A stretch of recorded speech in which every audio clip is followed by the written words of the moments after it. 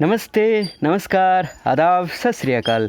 आप सभी का स्वागत है मेरे YouTube channel the end classes में। वो क्लासेस जहाँ हम UGC नेट पेपर 1 संबंधी मुश्किल से मुश्किल टॉपिकों का यूं ही चुटकियों में द एंड करते हैं। जैसा कि आप जानते हैं कि हमने पिछले वीडियो में कम्युनिकेशन से संबंधित पार्ट 2 का अध्ययन किया था।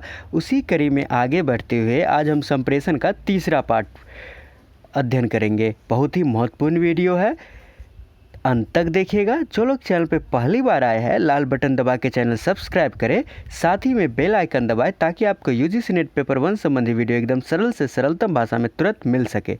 चलिए हम आज का वीडियो आरंभ करते हैं। आज का हमारा पहला प्रश्न है कि अंतःवैयक्तिक संप्रेषण क्या होता है। ये हमारा पहला प्रश्न है। स्वयं के साथ संचार, या दो व्यक्तियों के बीच संचार, या तीन व्यक्तियों के बीच संचार, या कोई नहीं।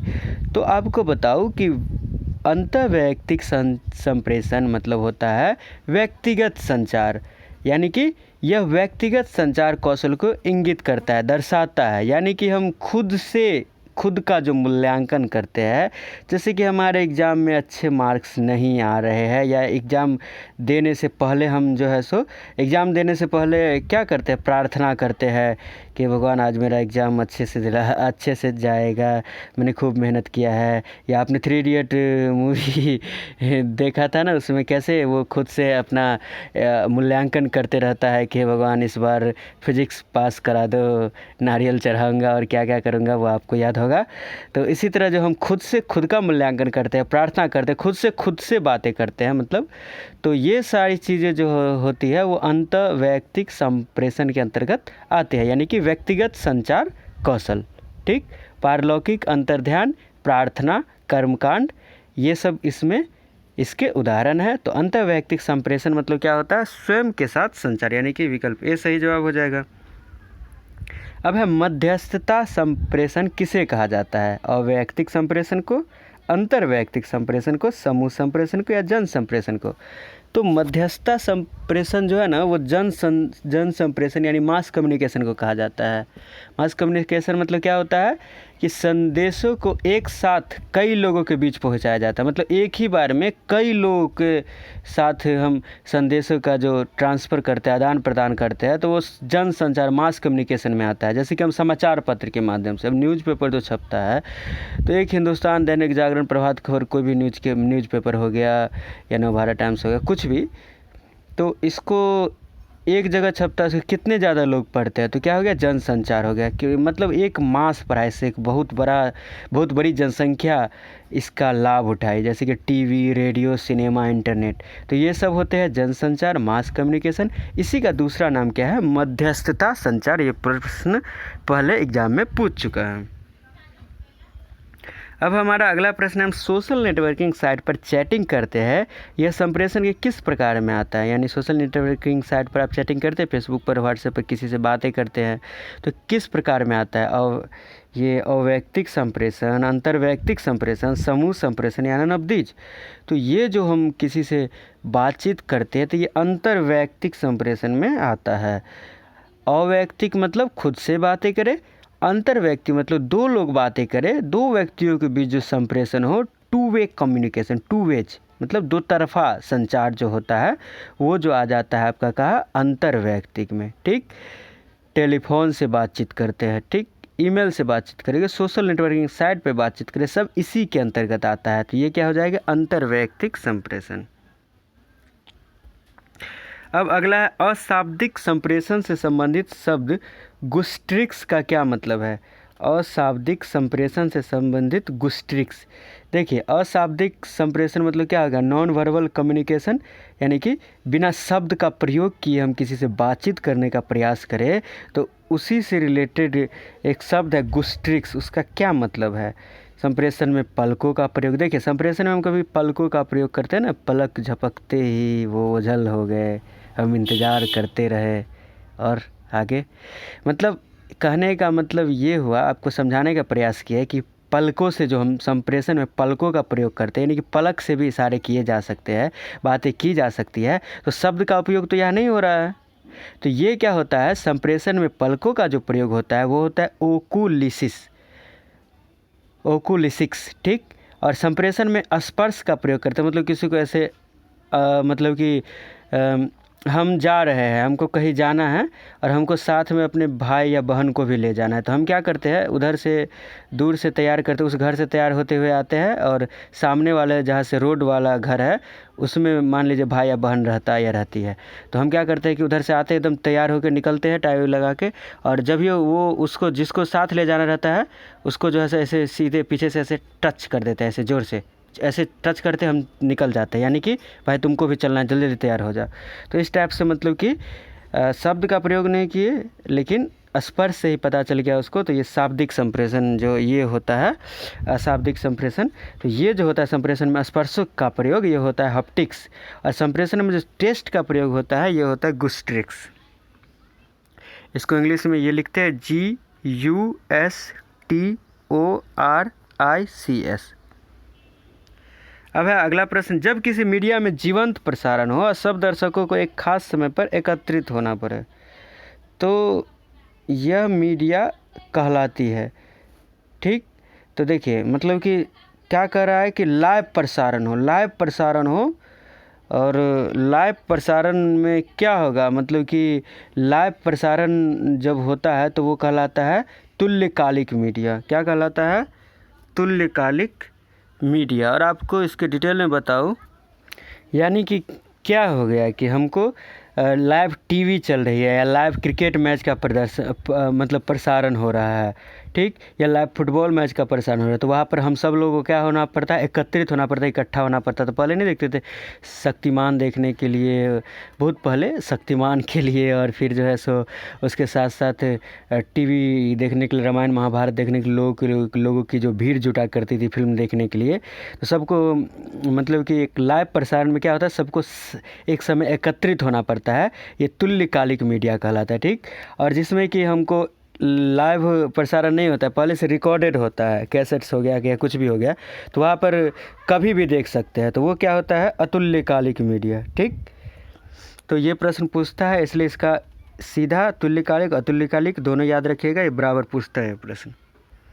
अब है प्रभावी संप्रेषण में अवरोधक क्या है।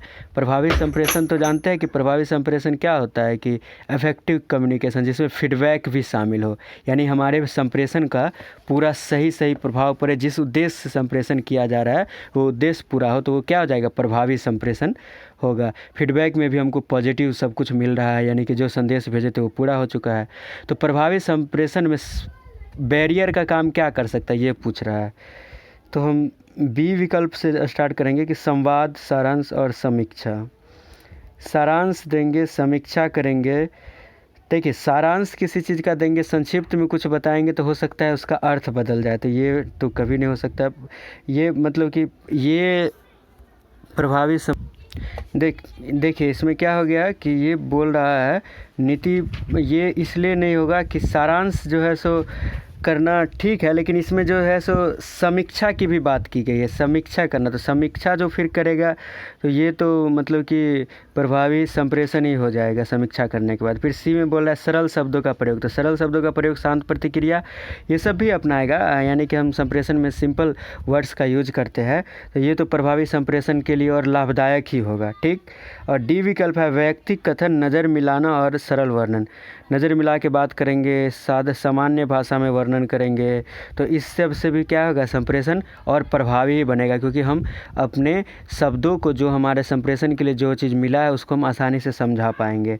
वही जो है नीति प्रवचन ए विकल्प है, या निर्णय परक होंगे, या सांत्वना प्रदायी टिप्पणी करेंगे, अपना मन से कुछ जोड़ के जो कोई आदमी सांत्वना देने के लिए टिप्पणी करेगा, कमेंट करेगा, तो इससे क्या होगा कि संप्रेषण का अर्थ बदल सकता है, समस्याएं आ सकती है। तो इसलिए विकल्प ए जो है सब प्रभावी संप्रेषण में अवरोधक हो जाएगा। बी क्यों नहीं होगा, क्योंकि इसमें सारांश तो ये बहुत बेहतर वर्ड नहीं है, लेकिन संवाद के साथ साथ समीक्षा करने की बात की गई है, इसके कारण ये प्रभावी संप्रेषण हो जाता है। लेकिन ए में ऐसी कोई बात नहीं होता, ए क्या हो जाएगा, इसका उत्तर हो जाएगा। पीठ पत्रकारिता का संबंध है। देखिए पीठ पत्रकारिता क्या होता है कि हम जो है सो खबर को सनसनीखेज बनाते हैं, किसी भी खबर को हम सनसनीखेज बना के प्रस्तुत करते हैं ताकि लोग उस पर देखें और टूट पड़े। जैसे कि हमने कोई भी खबर चला दी और उसको हम ऐसे, जैसे कि कुछ दिन पहले आपने देखा होगा कि अरविंद केजरीवाल कोरोना पॉजिटिव, उसके आगे व्हाट लगा दिया। अब केजरीवाल साहब तो कोरोना पॉजिटिव नहीं थे, उनकी तो बस मतलब कि लक्षण कुछ आए थे, सर्दी खांसी हुई थी, जांच होना था, अभी तो रिपोर्ट भी नहीं आया था।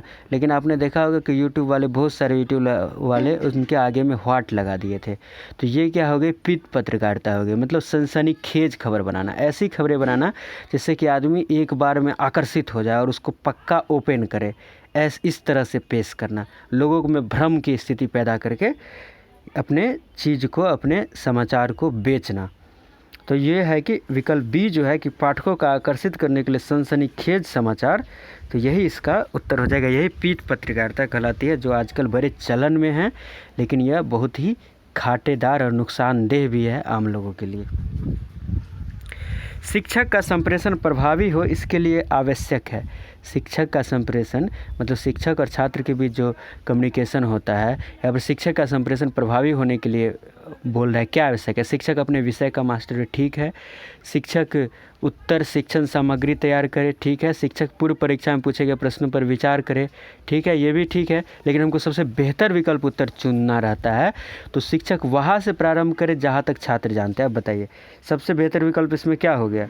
ठीक है, शिक्षक अपने विषय में मास्टर है, अच्छी बात है। शिक्षण सामग्री तैयार कर रहा है, उत्तर आंसर दे रहा है, ठीक है। पूर्व परीक्षा में पीछे के प्रश्न हम सोल्व करा रहे हैं, जो प्रीवियस ईयर क्वेश्चन है, वो भी अच्छी बात है। लेकिन हम जो क्लासरूम में ये सब करेंगे, इसके बजाय हम जो पिछला क्लास में जो पढ़ाए थे उसको फिर से स्टार्ट करेंगे ख़त्म करने तक, तो वो बेहतर होगा कि ये सब चीज़ें बेहतर होगा। आप ही बताइए। जाहिर सी बात है कि हम विषय का कितना भी बड़े मास्टर हो जाए, तो ज़्यादा ज्ञान उसको अपने हिसाब से पढ़ाना ज़्यादा शुरू करेंगे तो बच्चा क्या जाएगा, बोर हो जाएगा। हमको क्या करना है, जो हम पढ़ा रहे हैं उसी को हम कंटिन्यू करें, ठीक। और इससे क्या होगा, स्टूडेंट का इंटरेस्ट भी, पीछे जाने थे उसके बारे में, उसको पूरा जानने के प्रति उत्सुकता रहेगी। तो यहाँ पे विकल्प क्या हो जाएगा, डी जवाब हो जाएगा। शिक्षक वहाँ से प्रारंभ करे जहाँ तक छात्र जानते हैं। प्रत्येक प्रकार का संप्रेषण प्रभावी होता है, यह आपका पिछले वीडियो का होमवर्क था। तो आपको बताओ कि प्रत्येक प्रकार का संप्रेषण प्रभावी होता है संचरण से, गैर विनिमय से, संदर्भ से।